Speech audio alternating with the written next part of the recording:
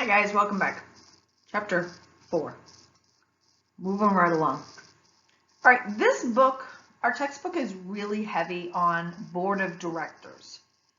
And so this chapter is going to cover a lot of that.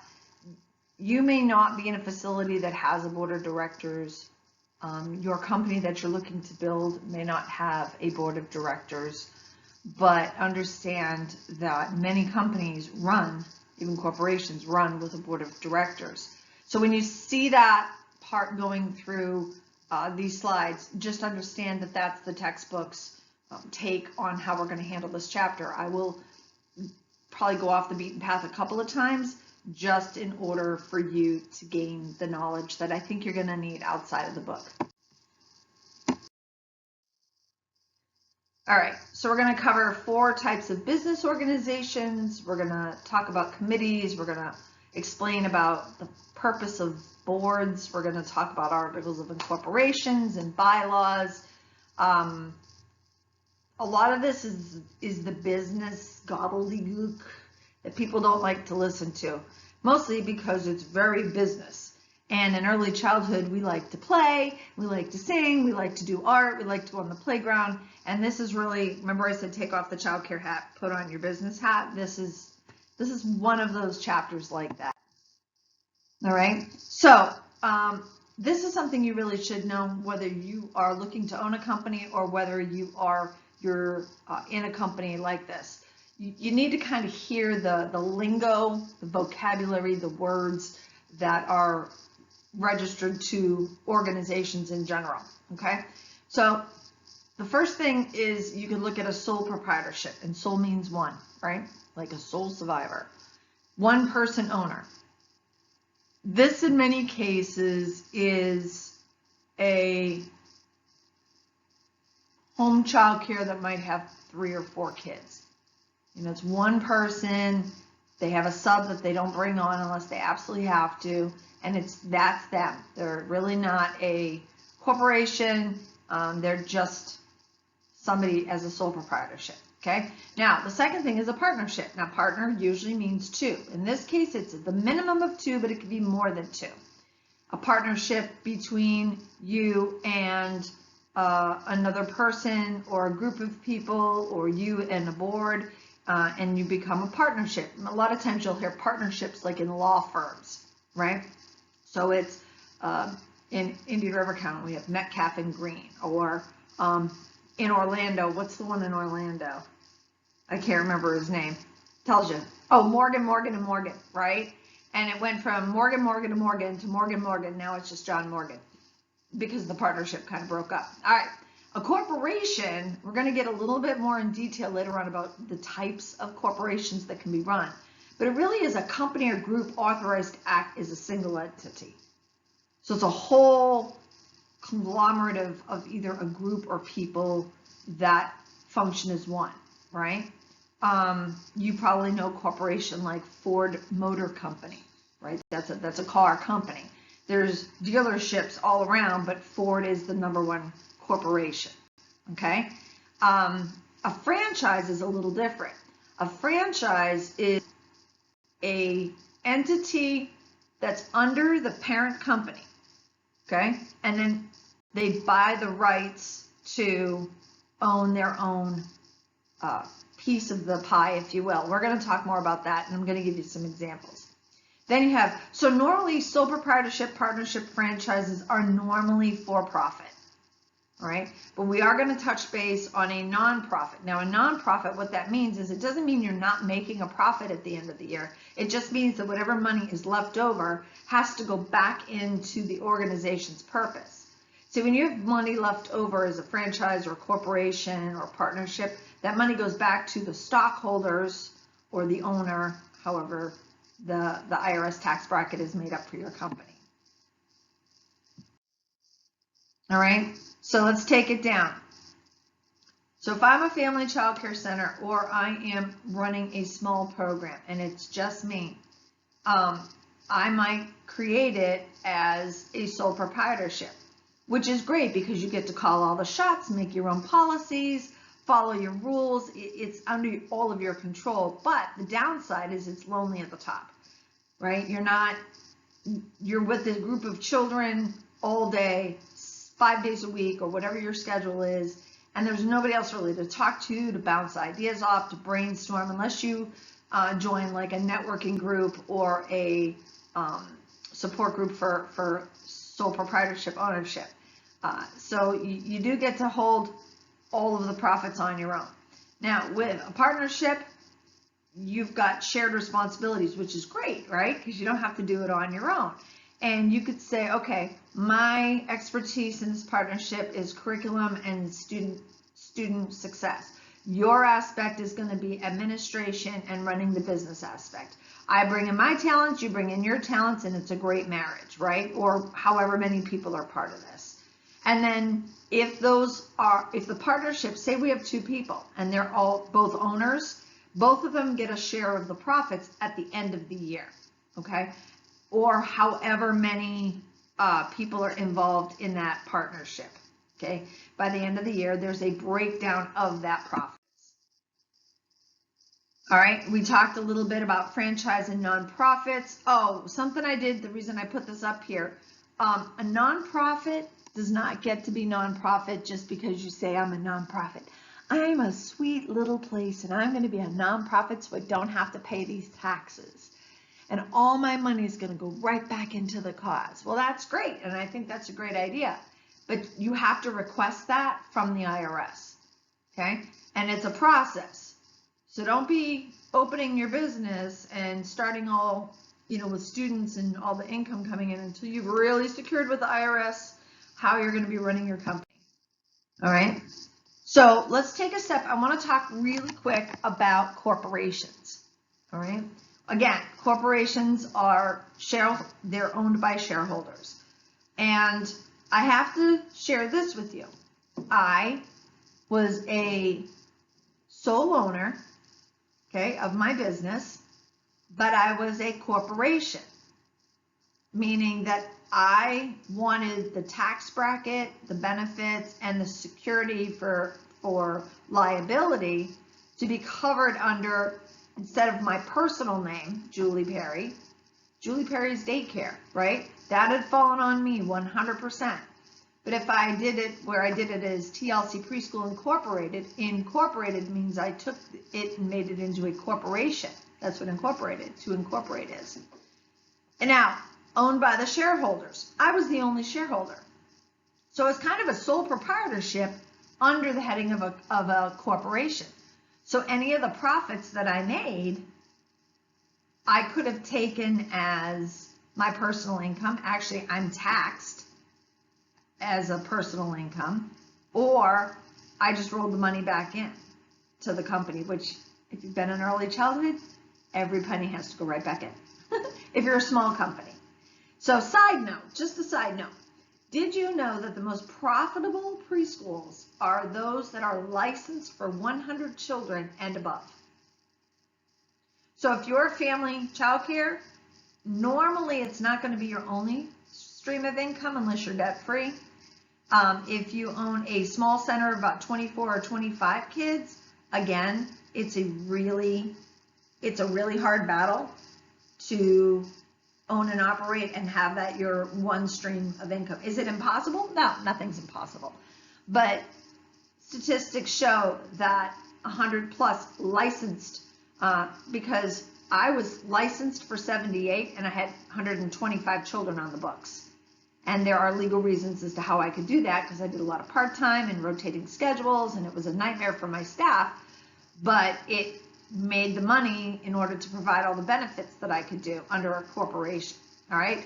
So a corporation has what's called articles of incorporation. It's how you get to be a corporation, and then bylaws. We'll talk about those in just a minute. So the biggest difference, there's an S Corp and a C Corp. And the biggest difference between the S Corp and the C Corp is how much taxes the IRS are going to charge you. And I don't have anything against the IRS, right? Like, I don't have a certain person that I'm going against. It's just the whole working really hard and then sending it off to the government to do as they see fit. All right. A C Corp pays taxes on their income, plus you have to pay on whatever income you receive as an owner and employee. All right, so what does that mean? As a C Corp, I was a C Corp. I gave myself a paycheck every week. There's a couple ways to pay yourself. One is by, a W-2, which is what most of you get, and they get taxes taken out, right? So that's what I did. I paid myself a certain amount. That way I knew I would get paid every week. And then I was allowed to draw from any profits our company made. Now, if we were in a dry season, like the pandemic, and there was no money to draw from, then I just took my paycheck. Now, at the end of the year, when my accountant does all of the what are called line item checks, you took in this much, you spent this much, and these are the things you spent it on, right? So you have your line item for ELC, VPK, food program, tuition, donations, registration fees, activity fees, fundraisers. All of that is a source of income. By the way, you need to know that for chapter 5 and 6 when you write your budget. So you may want to rewind this and play that again, all right? So your income is here, then your expenses are here, and anything that's left is either a net profit or a loss, right? Profit means you have money, a loss means you obviously lost money. So at the end of the year, if I had $25,000, hypothetically, of profit in a C Corp, I am taxed on that as well. And that could be a little tricky because if you don't kind of squirrel away some money to pay that tax, then the money you thought you were rolling over into your company is now depleted or taken away from because you have taxes to pay on that, okay? And there's deductions and all of the legal things that you can have your accountant work to drop that amount that you owe the tax or the government. But a C Corp taxes you on your payroll, as any company does, and then taxes you on whatever is received as an owner and employee. Now, an S Corp doesn't pay tax. Instead, you report the company's revenue as personal income. All right? So follow me on this for a second, because you're like, well, isn't it all personal income? It's not. And I always advise you that I am not an accountant or an attorney. All right, you need to contact an accountant or an attorney to ask those really deep legal questions. But let me give an example. If I brought in, say, $35,000 in a payroll, W-2, right? I take taxes out of my W-2, and then I find out I have 25 as a profit that is going to be taxed. Add that two together, and that gives me what? $60,000, right? So my sign language, $60,000 would be what I'm being taxed on. That's how a C Corp works. Now, an S Corp, you don't pay those taxes like that. Instead, you and the other owners report the company's revenue as personal income. Well, if the company makes on its revenue from all of those sources that I named, say it makes $500,000, I now have to pay tax on that. Big difference between $60,000 and $500,000. And I'm glossing over this with a really, really foundational understanding. So again, check with an accountant or attorney to help determine if you're going to be an S Corp or a C Corp. One thing I don't talk a lot about in this class is an LLC, Licensed Liability Corporation. It's another tax bracket under the corporation heading. So you can learn more about that as you need. All right, so as a corporation, it's necessary before you even form the corporation to instill what's called articles of incorporation. In other words, you have to file something with the state of that you're going to run your business, that you want to be incorporated. This gives you corporation status as well. It knows, it keeps you in good standing as an active business in your state. So once that's done, then you have to create and adopt bylaws. Bylaws are a rule system of how you're going to run your business, okay? You might hear it as a company's constitution or regulations. And normally the bylaws are written by a governing board or a board of directors or board of trustees. Or again, if it was just me as a solo operator, I might have myself and a legal representative help. All right, so I put on here a website right there, sunbiz.com. If you're going to open any business, not just childcare, any business in the state of Florida, you need to register your business with sunbiz. I think it's org. I wrote com, but it's at Sunbiz. This is where you can also look up to see if anybody has the name of a company that you want to use. For example, I had TLC Preschool. Well, TLC Preschool was an already authorized corporation, and I know the owner. So I couldn't use the name TLC Preschool. So I added of Sebastian, because that was the city we're in. So it was TLC Preschool of Sebastian, and just that little bit changed allowed me to go to Sunbiz and file my, let me go this way, articles of incorporation, right? Okay, so if you filed it with the state as a founder of your company, you go to Sunbiz, all right? If you are closing your company, you also go to Sunbiz. So once you are incorporated, you now need to kind of create the rules and regulations that your company is going to follow for its operation management. Okay, operation management. They might specify qualifications, rights, and liabilities of membership or ownership, the powers and duties and grounds for dissolution of the organization, not employees. See the difference? This is not about employees. This is about the organization. So what is the purpose and the powers and the grounds to open it, and what's going to happen if you lose your executive director? What happens if you want to close the program? What are the bylaws that this follows? And normally your board of directors is the one that writes these up. But if you have a board, it's also helpful to have the director's input on that, at least on some of the responsibilities of how the business should run, okay? Now, when writing bylaws, they should be extensive enough to meet the legal requirements. And remember, we said in Chapter 3 on licensing, you've got to follow minimum licensing requirements. Now, that does not mean you take all the requirements of DCF and throw it in your bylaws, but you could have a caveat sentence that says, this organization will maintain and exceed all state required licensing inspections, right? That covers DCF, Department of Health, Department of Transportation. Another bylaw might be that this agency will always meet or exceed the expectations of its funding agencies. And that way you're not necessarily you're not writing that it's just Coalition or United Way or Head Start or whatever. Your agency is a global term. That way if something changes and you lose an ELC contract, or you no longer can receive funding from United Way because they don't have the money, or whatever the reason is, or the grants run out or whatever, you're not amending your bylaws every time some very specific. Should be extensive enough to meet the legal requirements to guide, but not so detailed as to hamper the operations, right? And again, this is why a legal representative, like an attorney, is so crucial. They are trained in this.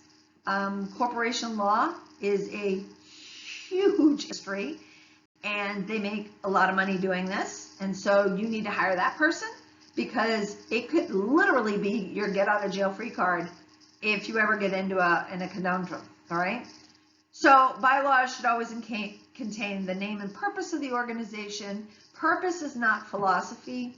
You could put your mission and vision in that purpose. The purpose is to provide a safe, healthy, nurturing, high quality early learning environment for children ages blah, blah, blah. You know, our purpose is to serve the families of this said county or city or agency or whatever. It's going to indicate who's the composition of the board of directors. So in I was the chief cook bottle washer. I was president, secretary, treasurer. I was the only one because I was the only owner on the legal head, right? I was the only officer. And then you need methods for replacing any members. Well, since I'm the only member, the only way to replace me was to dissolve or close the business and reopen it somewhere else. But if I was a partnership, for example, sometimes married couples will be partners and they'll put both names on it. and then all of a sudden there's something with the marriage or somebody doesn't want to do it anymore. And so you have to make a choice. Is the first partner going to sell out to the second one, or are they just going to dissolve the company, or is this partner going to find another partner to bring in? So the bylaws kind of set up kind of worst case scenarios. It's for protection of the company. Now, the board of directors, who are these people we keep talking about? The board of directors are really your policy makers. And there's a lot of, I have seen a lot of times where employees of companies feel like they're down here and that their board is way up here, and then nobody communicates together.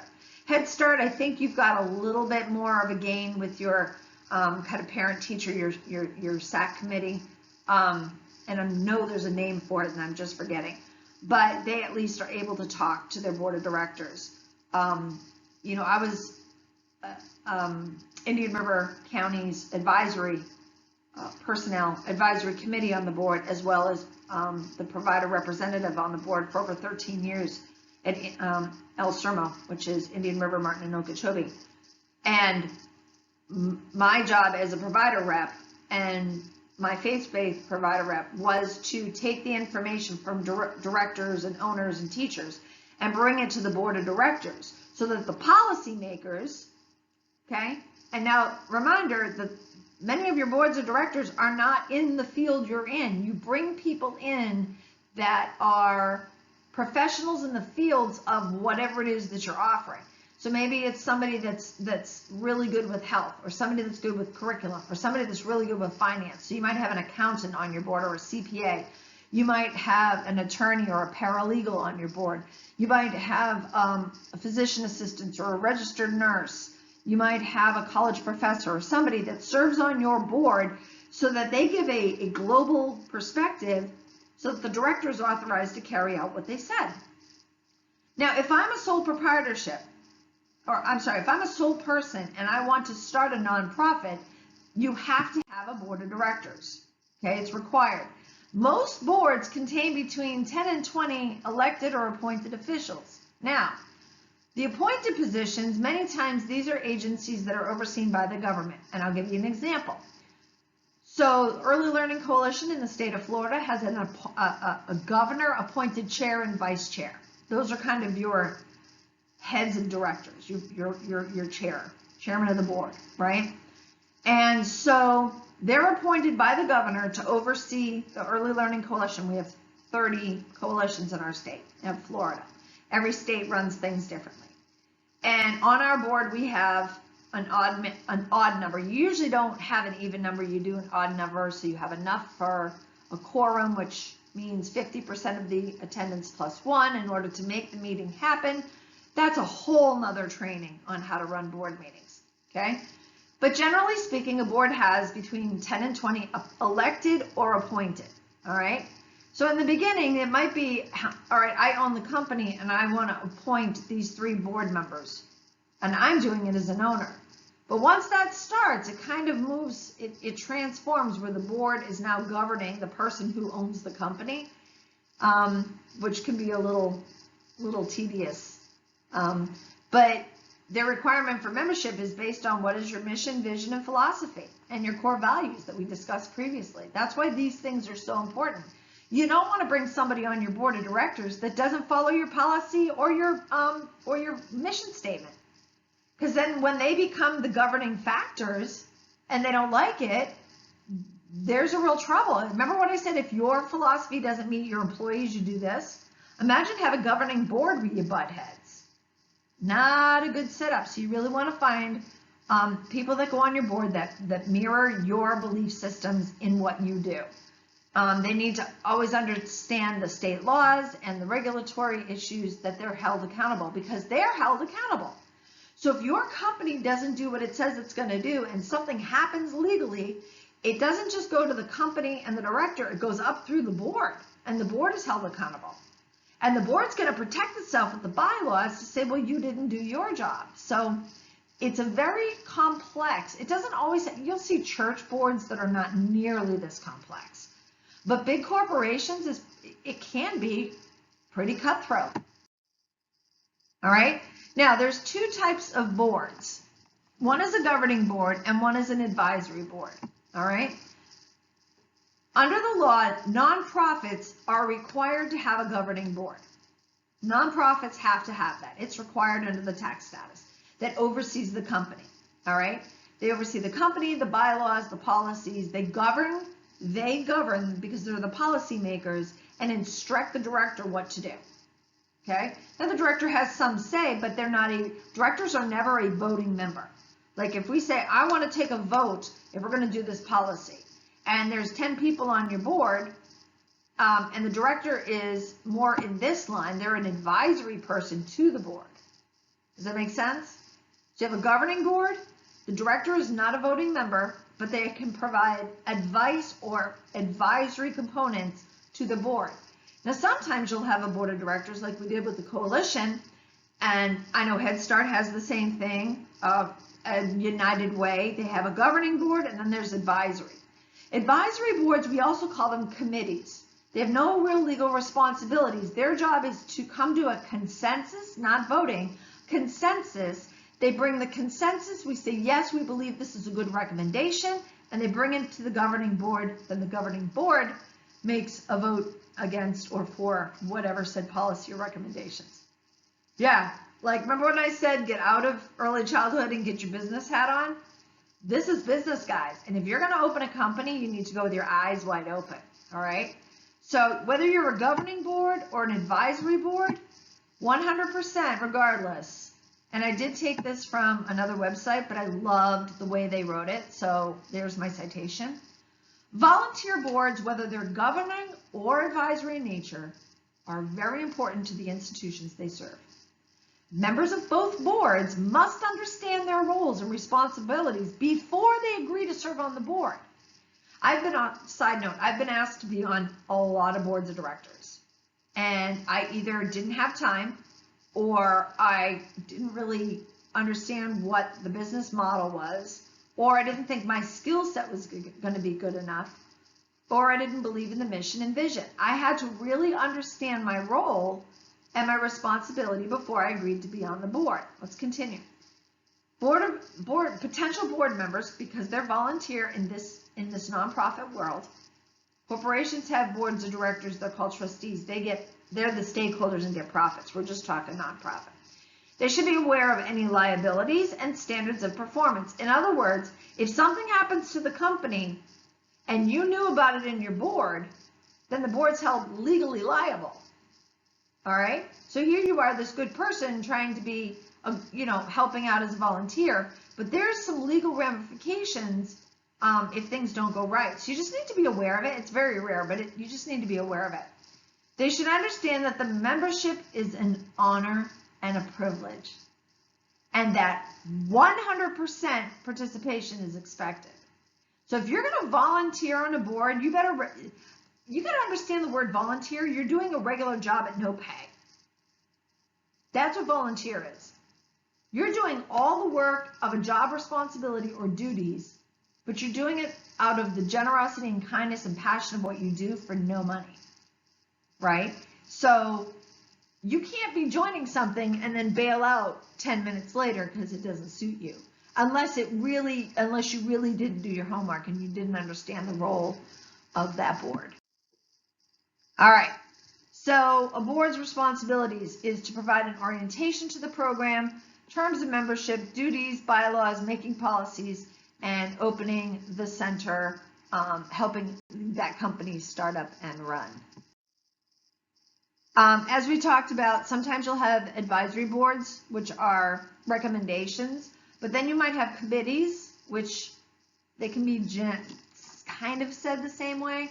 But how many times have you ever been maybe in a church committee or a business committee? You're on a committee and it's a whole lot of talk and not a lot of action. Oh, we're going to have a meeting. We're going to have another meeting. Well, let's bring that up at the next meeting. And nobody gets anything done except that you spend a lot of times in meetings talking about the same talking point. All right, so there's a whole training just on how to run a committee. Board work is usually done by committees, all right? And so there are different types of committees to stand on. Executive committee, those are your Those are your main leaders, your chairman of the board, vice chair, treasurer, secretary. Those are like the main chief operating people, right? A finance committee might have that person that's on the board that's a CPA, or really it wants to make sure that the dollar is spent properly, that you account for everything, right? Now the personnel committee meeting is, they help write up the employee contracts, the employee policies. They also write up the policies by which a new executive director is hired, or an evaluation system for the director and the staff. Their job is HR. A building committee might be, all right, we're going to build our first company and we're going to build 10 more in the next 5 years. So now we need to plan on building these things. It's also building committee as who's going to help take care of the building. You're going to need a new swimming pool. You're going to need a new roof. Going to need a new air conditioner.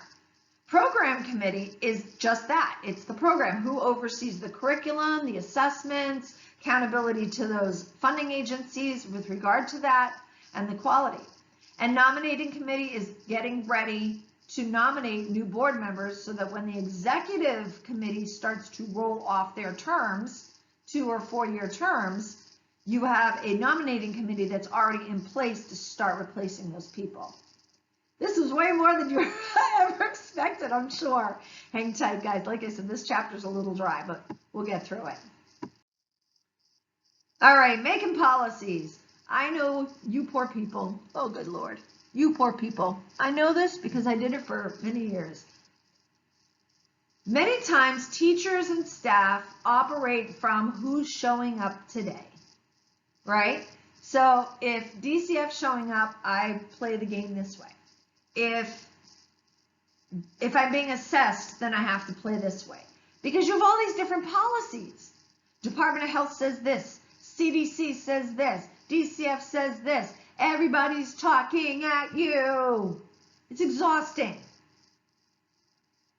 And if you're the owner and you're a sole person without a board and you have to make these policies, you better have the backbone to stand behind it, right? And not float on your policy, right? So if your policy is there's no cell phones in the classroom, you better dang well stand up for it, because all it takes is one person to do it and you're like, oh, well, yeah. And the whole staff morale drops into the tank because you're showing favoritism or because you don't have a backbone. I've had this happen to me, not just with cell phones, but just I like people, like relationships, don't want to hurt people's feeling. That doesn't make the best boss all the time, right? Sometimes you got to lay down the law. You did this, this is the consequence. And it was amazing when I stood my ground with my policies, how much more respect that there was from the staff, because it really showed an emphasis on leadership. So remember we said leadership style is authoritarian, do what I tell you to do.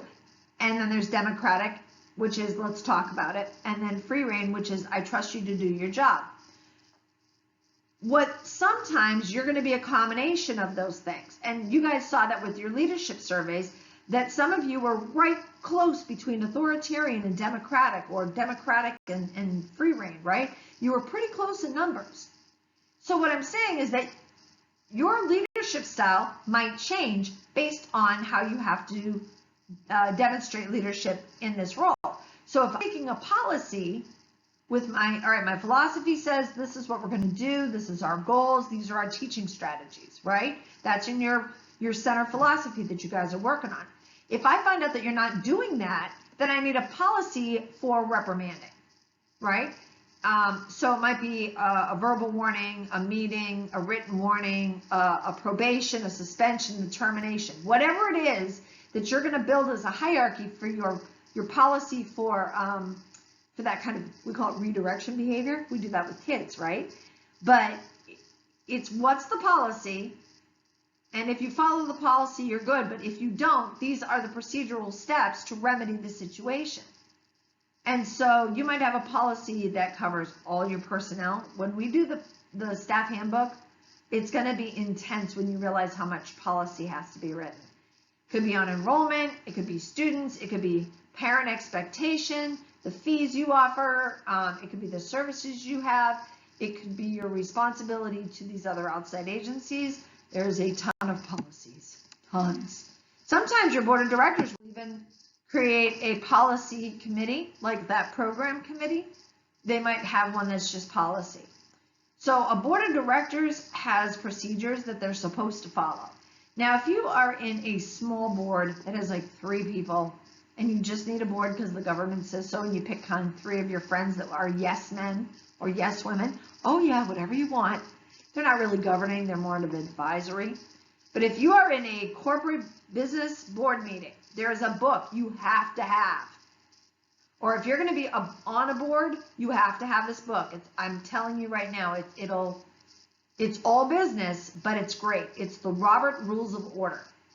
It's how board meetings run so that they are legally binding meetings, okay? And that you don't violate the rules of having this meeting and then getting caught up in a liability, okay? I don't spend any more time on this book, but I'm telling you, this book tells you how to cross your T's and dot your I's, either to run a meeting or to be part of a meeting.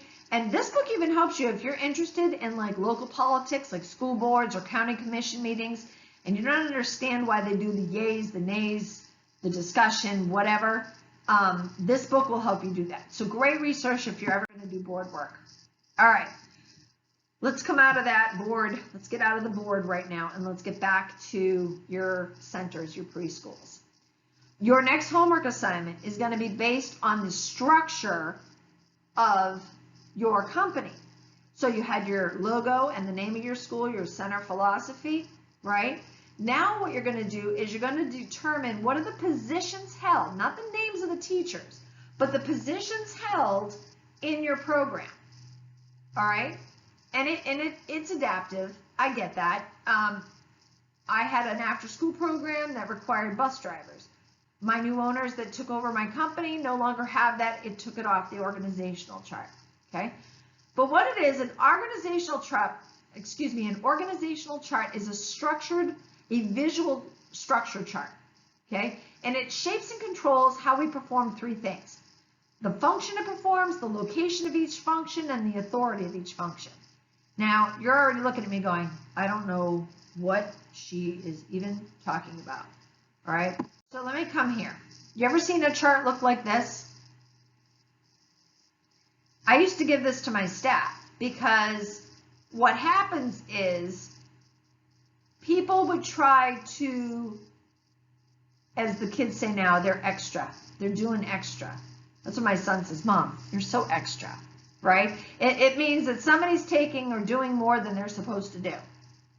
Did you ever have an assistant teacher try to be the lead teacher when they're not the lead teacher? Or you've had an office manager who knew all of the gossip of the school and then tried to oust or outdo the director. It's somebody that's trying to come out of their box, of their assigned position, okay? So what you're doing is you're assigning positions, and then you're creating an order for those positions. So the top, which is the head, so right up there, let me get it over here, we go. We have the board of directors. The board of directors is your head. That's if you have a director. If you're the owner, you would change that word to owner. Under the owner is the next person in charge. Might be your director, might be your on-site supervisor if you're Head Start. It might be an assistant to the board. I don't know, whatever it is. So you have the board of directors, then you make a line under that and you say, here's the next part. And the line is showing you that the director reports to the board. Remember that function and authority. The function is the director, the authority would be the board. You with me so far? If you're not, email me, because people get lost in this. All right. So now go down and you can see that there's an assistant director, a manager, office manager, and a cook. Just picking positions. So you have an assistant director, and if you notice, it goes from the assistant director and it connects to the director. Okay, I should have put director right under board, but I just did this example. So the assistant director reports directly to the director. But look at the office manager. The office manager is right next to the assistant director. That means they're kind of on the same playing field with regards to position, but they're not on the same playing field as to who bosses over who. The office manager is not boss over the assistant director. The director oversees both of them, right? And same with the cook. So you might have a cook, and then your office manager and director, assistant director, and they all report to the director. Now, I didn't put it here, but underneath the assistant director would be your lead teachers. And you're not going to necessarily put the names of your people in this. Although you see the white boxes are to show you where you could put people's names in there. That's what the white boxes are for. But generally speaking, when you're first creating a company, you just want to create this hierarchy. So you might have your lead teacher, then arrow down with a box that says assistant teacher. The assistant reports to the lead reports to the assistant director. Under office manager, you might have a bookkeeper, right? So the bookkeeper reports to the office manager, who reports to the director, right? So under the cook, you might have kitchen aide. So the kitchen aide doesn't go to the office manager. The kitchen aide goes to the cook. Remember, you're not going this way. You're going. This is where they say climbing the ladder. This is kind of where this comes from. So if I'm an assistant teacher and I climb the ladder to a teacher, and then I climb it to an assistant director, then I climb it to the director, and then someday I want to own my own company, right? You see how that's what we say about climbing the corporate ladder? That's kind of where this comes in. All right, follow me on for a second. All right, so you're going to come up with your own organizational chart, and you have to do this before you do chapter 5 and 6 of a budget, because if you don't do this, you're not going to be able to do your budget properly. All right, so right now you should already have your name and your logo. You should already have your center philosophy, and you're going to already determine if you're profit or nonprofit. All right, that has to be, 2 of those assignments should already be submitted, and the third one of profit, nonprofit stays in your head. Now, you're going to create the positions you're going to need for your company. Remember, if you're going to build your company in real life, this is a great practice drill.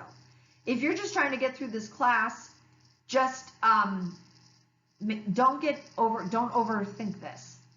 All right, think about it. Think about the program you're in. If you're in Head Start, your organizational chart, I think, is like this long, and the boxes are like this tiny.